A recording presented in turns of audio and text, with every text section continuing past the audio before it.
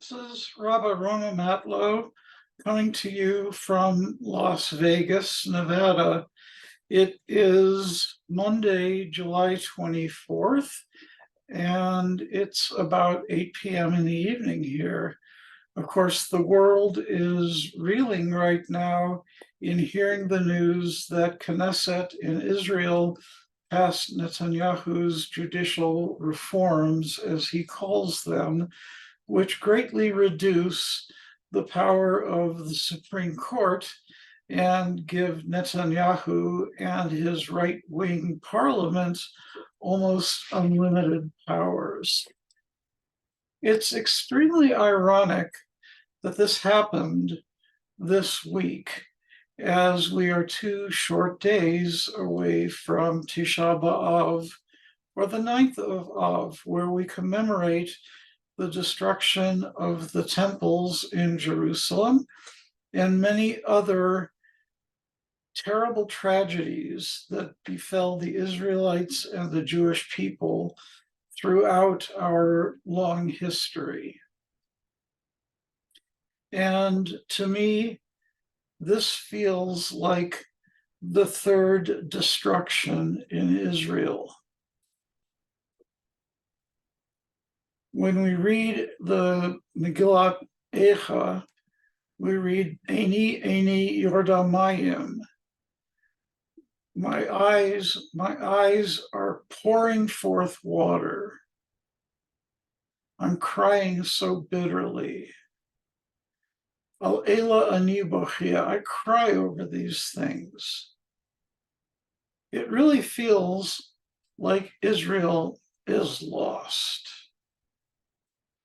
In last Shabbat's Haftarah, Shabbat Chazon, the vision of Isaiah, in the beginning of the book of Isaiah, he quotes God as saying, Chod Shechem Vodechem San'a Nafshi. God despises your new moons and your festivals. God does not want to see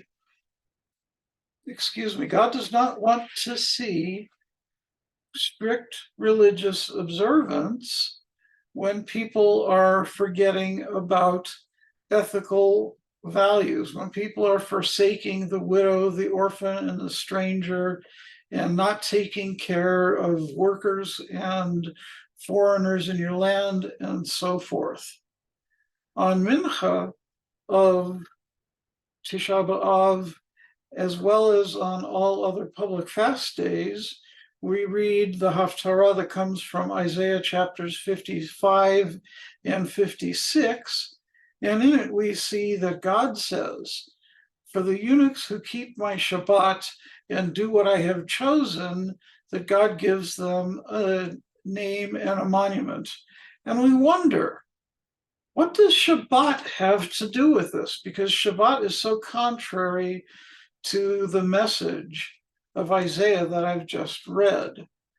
But when we look at the Ten Commandments, and particularly in the version that we'll be reading this coming Shabbat in Parshat V'etchanan, we see that Shabbat is Laman Yanuach, so that people can rest. And included in that is Avdacha V'amatecha, your manservant and your maidservant, V'shorcha v'chamorecha, and your beasts and your donkeys, all of your workers, all of your animals, V'gercha asher b'sha'arecha, and the strangers who live amongst you.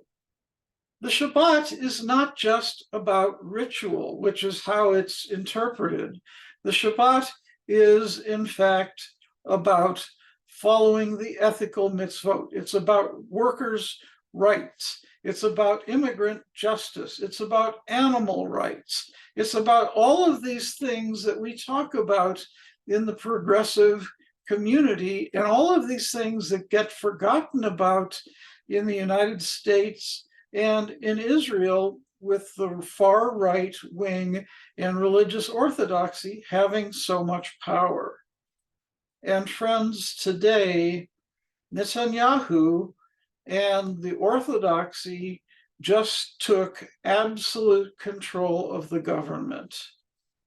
I don't know if there's any way to get it back. Netanyahu has been in power for an extremely long time because he's been able to forge a coalition government because of the style of parliamentary government that Israel has, and because of the power of the Shas party and other extreme right-wing religious orthodoxy parties in Israel.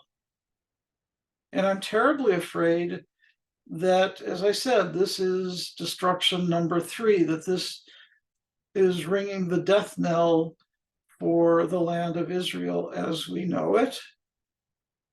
And I'm terribly afraid that religious extremists in the United States will also be emboldened by this and try to enact similar moves in the United States.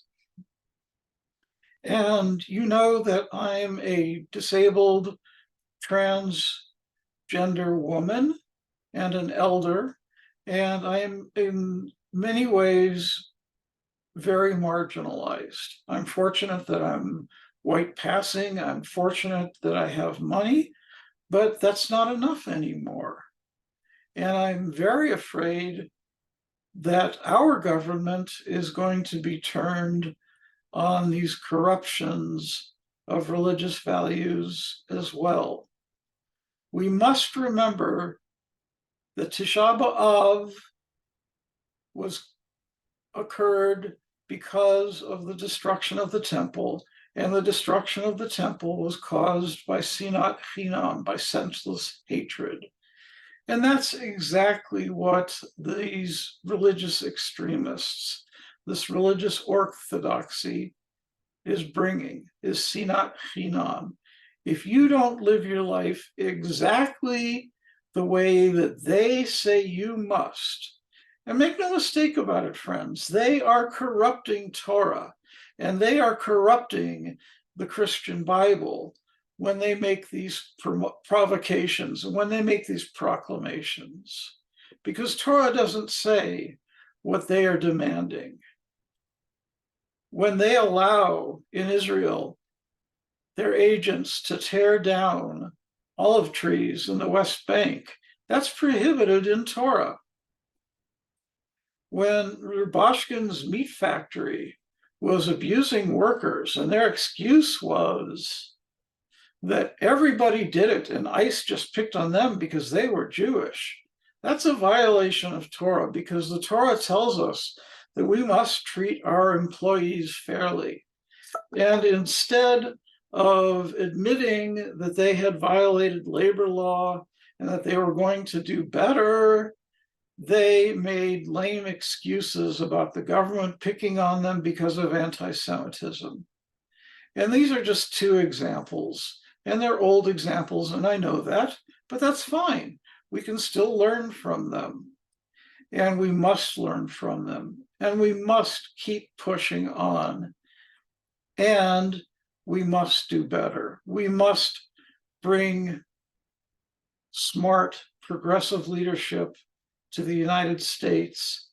And I pray that somehow peace will reign in the land of Israel, and that the people of Israel will have had enough and will find a way to unseat Benjamin Netanyahu, and that his reign of terror will end, and that the stranglehold that the Shas party and other religious orthodoxy have on the land of Israel will end, because the land of Israel and the state of Israel cannot survive any longer under this.